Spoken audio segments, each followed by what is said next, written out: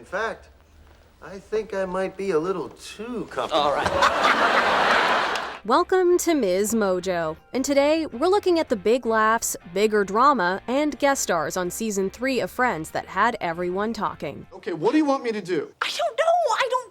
Look, maybe we should just take a break. Okay, fine. You're right. Let's take a break. Let's cool off, okay? The one with the season recap. Okay, here we are going into Season 3, and by this point, we were as invested in the characters' lives as we were in our own friends' lives. Ross and Rachel start the season settled into their relationship, but when Rachel finally gets a foothold on the very fashionable career ladder, Ross can't handle her growing independence or the hours she spends with Mark. What's that? It's from Ross. It's a love bug. Wow. Somebody wants people to know you have a boyfriend. Monica begins the season nursing heartbreak and clocking shifts at a diner, which she doesn't exactly count as career progress. Why would such a person stay in such a demeaning job just because it's remotely related to the field they're interested in? Gee, I don't know, Rach. Order up. I got a Yentl soup, a James Beans, and a howdy hole the duty. Still, that diner brings pivotal encounters. Rachel meets Mark, and Monica meets Pete. Also, is it possible the writers were already starting to test those Mondler waters at the end of the season? Why is that so funny? You made a joke, right? So I laughed. A little too hard. What am I, not boyfriend material? Anyway, Chandler and Janice reunite at the end of Season 2 and are still going strong here. Until Chandler realizes this may not be endless love. I'll be a fool for you, I'm sure. You know I don't mind. Oh, you know I don't mind. Joey is regrouping after being killed off Days of Our Lives. And while his career has its hits and misses, his chosen family does expand to include a chick and a duck. Phoebe's storylines range from dating her sister's stalker to bonding with her half-brother, Frank Jr., to meeting her birth mother. I think that a person should know where they come from. Which is why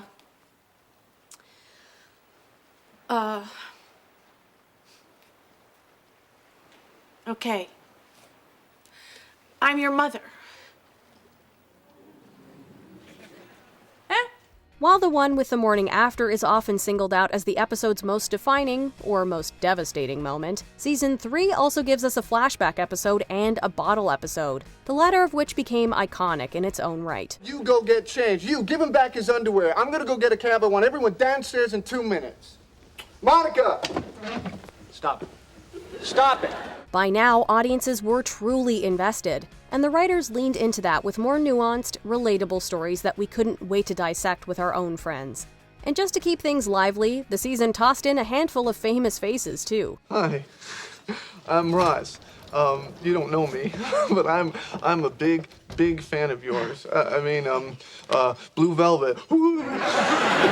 The one with the breakups. In the same way that Season 2 was defined by Ross and Rachel getting together, Season 3 puts their relationship front and center, from settling into their rhythm as a couple to their breakup. Is she prettier than I am? No. Does size matter? No. And it works both ways. We're not done talking about them quite yet, but they weren't the only ones to deal with heartache that season. When we left the gang at the end of Season 2, Monica and Richard had called it quits, while Chandler and Janice had found their way back to each other. Monica has a rough time after her breakup with Richard, so she develops perhaps some of the most Monica-esque coping mechanisms and even considers single motherhood. The great thing about the jam plan was I was taking control of my life. So I asked myself, what is the most important thing to me in the world? And that's when I came up with the baby plan. After a backslide, however, her next most intriguing relationship this season is with Pete. He's wealthy, successful, and genuinely likes her. Come on, you gotta admit that our relationship is hitting a new level now. Because you used to be like the chef and I was the customer, but now we're like this couple that fights. Well, he refused to take no for an answer, which is a lot of no, but she develops genuine feelings for him. Too bad the UFC eventually comes between them, highlighting some of the darker sides of achieving success. Well, if you're asking me to quit, then you're asking me to be someone I'm not. I've got to do this. Then I've got to go. Then there's Chandler and Janice. Say what you will about Janice, but she was loyal, and Chandler didn't always treat her kindly. Only this time, their roles reverse. He's into her in a way we haven't seen before, much to Joey's annoyance. We should take a trip. We should? Yep. We're a couple, and that's what couples do. And I want to meet your parents. We should take a trip with your parents. I don't think we need to, because you're tripping me out right now. But when he finds out she kissed her ex, with a bit of help from Joey, he puts himself in her child's shoes and walks away. A surprisingly grown-up move for him. I don't want to be the guy that breaks up a family. You know, my parents split up, it was because of that guy. Whenever I would see him, I would always think, you know, you're the reason. You are why they're not together. And I hated that guy. After some flings, like Rachel's boss, Joanna, by the season finale, he's trying to prove to Monica, of all people, that he's boyfriend material. How interesting. Hi there. That's that weird voice again. Okay, let me try it again. You're gonna want to date this next guy, I swear. But of course, the water cooler breakup of the season is Ross and Rachel's. The writers did a phenomenal job of slowly dismantling the relationship in a way that felt painfully real. So did you tell Mark something about me? I didn't have to, because I was wearing my I Heart Ross sandwich board and ringing my bell. We watched Ross's deep-seated insecurities cloud his judgment and make him terrified of Rachel's growing independence. Well, I was with Carol for like 8 years, and I lost her. And now, if it's possible, I think I love you even more. So it's hard for me to believe I'm not gonna, someone else isn't gonna take you away. Meanwhile, Rachel felt smothered, yet neither of them was actually willing to listen to the other. At the end of the day, Ross and Rachel offered a masterclass in how not to communicate. Ross got lost in his fear of rejection and past baggage, Rachel needed space, and the lack of honest conversation is ultimately what made the relationship crack. Well, you never have the time. I mean, I don't feel like I even have a girlfriend anymore, Rachel. Ross, what do you want from me? You want me to quit my job so you can feel like you have a girlfriend? And yes, Ross really blew it when he slept with someone else. But in a way, this breakup was necessary for character growth. Rachel, for the first time, was living as an independent adult. She needed that space to focus on her career and identity away from a relationship. Ross, do you realize this is the first time in my life I'm doing something I actually care about? This is the first time in my life I'm doing something that I'm actually good at? I mean, if you don't get that... Oh, hey, I get that, okay? I get that big time, and I'm happy for you, but I'm tired of having a relationship with your answering machine. Without that, she might never have become the Rachel we root for later. Even after their breakup, seeing Ross and Rachel struggle to redefine their relationship after being a couple is something many of us will recognize too.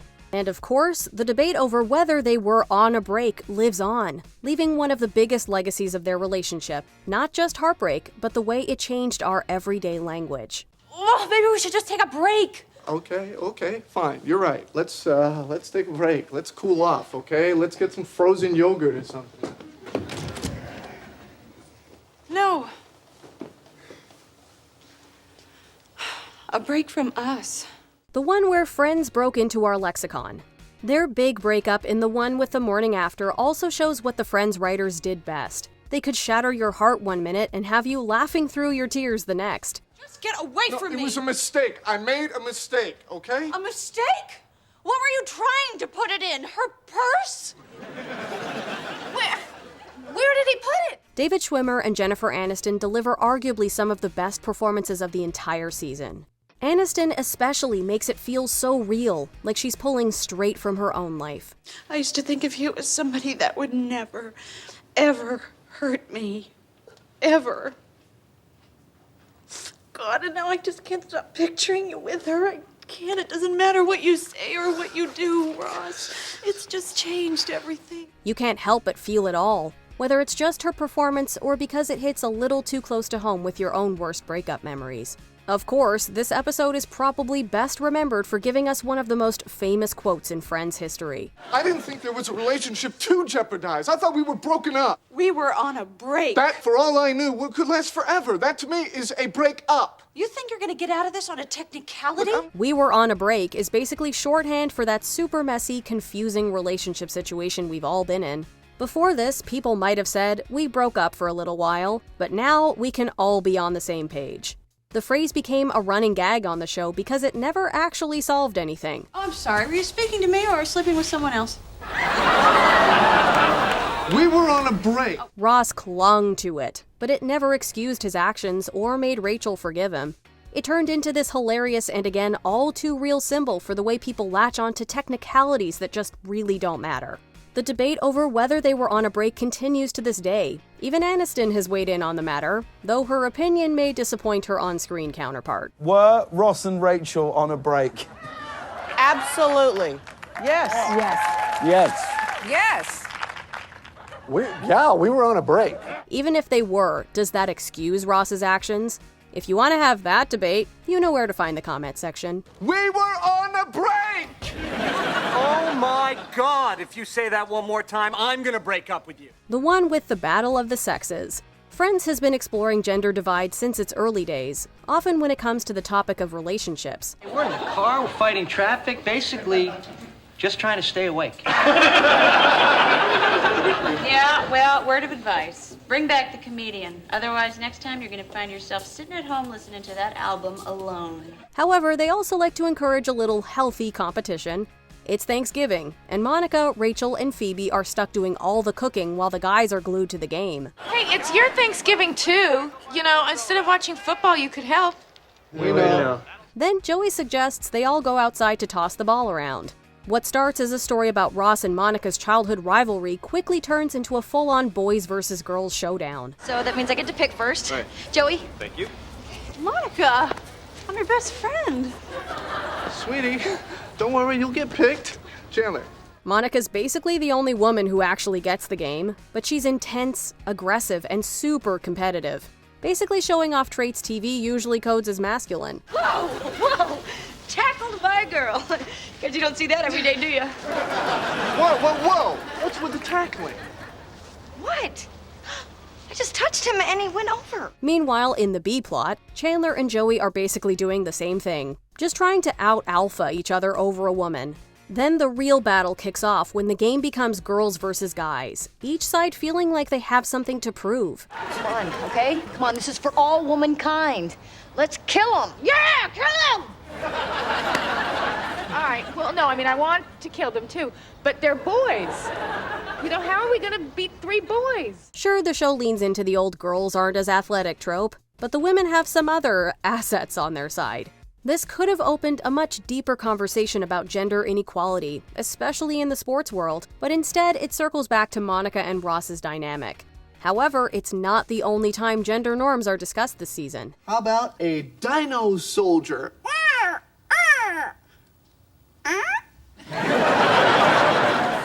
Ross, you are so pathetic. Why can't your son just play with his doll? Sure, it might feel like not much else happens in this episode, but it's definitely one of the season's funniest.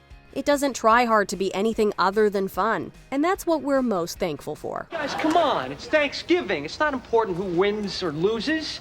The important thing is the Dutch girl picked me. Me, not you. Holland loves Chandler. Thank you, Amsterdam. Good night. The one with the bottle episode. One of the most loved episodes of the season has to be the one where no one's ready. Guys, you know what? It doesn't matter. Because you both have to go get dressed before the big vein in my head pops. So. All right, Ross, I just have to do one thing really quickly. It's not a big deal. Get up! It's a classic bottle episode, and honestly, one of the funniest sitcom ones ever. The setup couldn't be simpler. Ross is desperate to get everyone out the door for a big event, but the gang is way too busy wrapped up with their own things to care. No, 4 minutes ago you had a half hour. We have to be out the door at 20 to 8. Relax, Ross. We'll be ready. It only takes us 2 minutes to get dressed. But you know, I'd feel a whole lot better if you got dressed now. Okay. The bottle episode, where most or all of the story is shot on one set, was first named by Leslie Stevens, the brains behind the 1960s sci-fi horror mystery The Outer Limits. The idea was to save money and time, or as he put it, quote, pulling an episode right out of a bottle like a genie.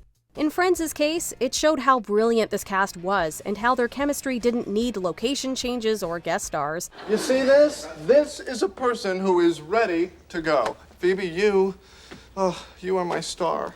Oh, well, you're my lucky penny. And since the story happens in real time, the writers got to dig deeper into the characters, their quirks, and what makes them tick.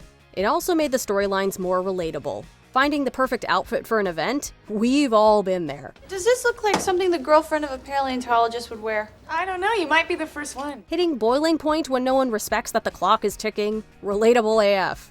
Obsessing over an ex? Who hasn't? Okay, maybe we haven't stolen the essence of a chair, but we do understand when an argument becomes more about winning than whatever you were arguing about in the first place. What are you doing? Well, you said I had to give you the chair. You didn't see anything about the cushions? The cushions are the essence of the chair. That's right. I'm taking the essence. Of course, it also gave us some of the most memorable moments and lines, primarily from Joey and Chandler's chair battle. Joey may not have invented the phrase going commando, but after this episode, everyone was using it. And while emphasizing words is definitely more Chandler's thing, Joey's impression of him just elevated the joke to another level. Could it be any more iconic? Look at me. I'm Chandler. Could I be wearing any more clothes? Maybe if I wasn't going commando. Yeah. Whew. I'll tell you, it's hot with all this stuff on. I better not do any, lunges. The episode was such a hit among the fans and the majority of critics that the creators decided to feature a bottle episode at least once per season. For example, the one where Ross got high, the one with Monica's Thunder, and the one with the lottery, just to name a few. This episode even made it into pop culture beyond the show. Jay-Z gave it his own spin in the music video for Moonlight, with a star-studded black cast. Hi. Hi. Oh, Phoebe, you look great. All right already. Ooh, are you gonna do magic? That is funny. Before we continue, be sure to subscribe to our channel and ring the bell to get notified about our latest videos.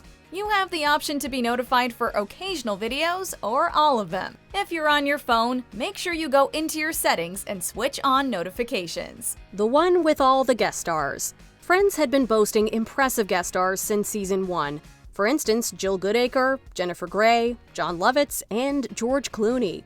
By season 2, the list grew with Brooke Shields, Julia Roberts, Jean-Claude Van Damme, and co-writer of Smelly Cat, Chrissy Hind. Smelly cat, smelly cat. Better. Yeah, much better. Good. And you know what? Don't feel bad, because it's a hard song. Add in famous parents and recurring love interests, and the show was already a magnet for talent. By season 3, Friends had cemented itself as a cultural phenomenon with critical acclaim and a massive audience, making it a prime stop for big stars looking for high-profile cameos. In The One with the Jam, Phoebe meets Malcolm, a man who mistakes her for Ursula. One more chance, Ursula, please. Oh, well, this is awkward. Yeah, because you want Ursula, and I'm Phoebe. Twin sisters. She tries to help him move on, only to fall for him herself. And yes, it gets messy. Malcolm was played by David Arquette, Courtney Cox's then future, now ex-husband. I mean, I can't date you anymore, because you're, wow! But I will definitely help you get over my sister. What made these cameos great was how naturally they fit the stories. Just 2 episodes later came Isabella Rossellini. Reach, are you really gonna let him do this? Honey, he's about to go hit on Isabella Rossellini. I'm just sorry we don't got popcorn. Ross had turned a silly free pass game into a project, lamination included, only to embarrass himself trying his luck with the star. As Rachel put it, we're sorry we don't have popcorn either. You know, it's ironic because I have a list of 5 goofy coffee house guys, and yesterday I just bumped you for that guy over there. Ben Stiller also guest starred as Rachel's unhinged date Tommy. Thought, huh? Yeah, well, that didn't really work out too well for her, did you, idiot? What are you, a moron, huh? It's just D13, okay? Look, you're surrounded by even numbers. Does that give you some clue? The usher told her. Well, the usher must be right. What with all the training they go through? Get out! For many, it was Stiller like we'd never seen him, and every moment was hilarious. One of our biggest laughs ever, remember when when we went over there? What are you quacking about? Ooh, quack, quack, Donald Dodo!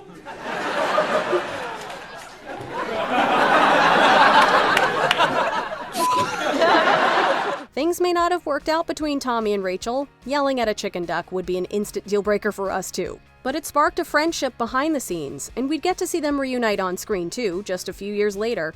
Stiller's now wife, Christine Taylor, also had a memorable season 3 role. This is Bonnie? This is Bonnie? You're Bonnie? I can show you an ID if you want. Oh, no, I'm sorry. Just, you look a lot different than the last time I saw you. Oh, yeah. Well, I just started wearing bras again. The season's penultimate episode gave us a cameo from James Hong, one of Hollywood's most recognizable faces. How come when I call your computer support line, I have to wait an hour and a half? I told you, we're adding new operators all the time. Can we concentrate on my training? It's just hard when I know I have email I can't get. But the cold open is what fans best remember. Robin Williams and Billy Crystal weren't scheduled to appear. They just happened to be nearby and wandered onto the set. I have a feeling my wife is sleeping with her gynecologist. How do you know? Well, you know, he's got access. If two comedy legends show up while you're filming, you'd kick yourself if you didn't at least ask them to make a cameo. Luckily, the improv geniuses needed no plan. They improvised the whole scene, prompting the main cast to throw in a few ad-libs too. So you're the gynecologist? Hey, I'm trying to have a private conversation about it. Season 3 of Friends was where it all clicked. We were living these characters' lives, laughing with Chandler, cringing at Ross, and cheering for everyone.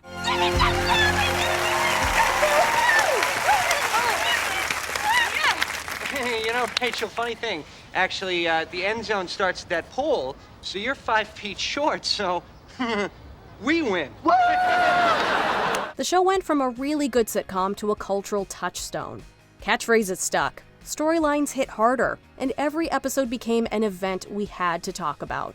This season cemented why we'd keep quoting, rewatching, and obsessing for years. And then I told him I wanted to take a break. I don't want to take a break. Which season 3 moment or guest star do you think couldn't be more iconic? Let us know in the comments. This can't be it.